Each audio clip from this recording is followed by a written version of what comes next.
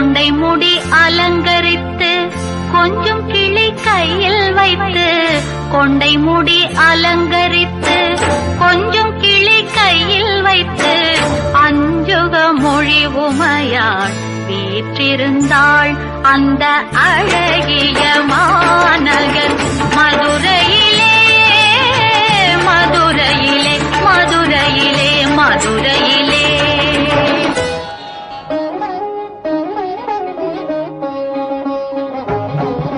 நானாட்சி செய்து வரும் நான் மாடக்கூடலிலே மீனாட்சி என்ற பெயர் எனக்கு. நானாட்சி செய்து வரும் நான் மாடக்கூடலிலே மீனாட்சி என்ற பெயர் எனக்கு.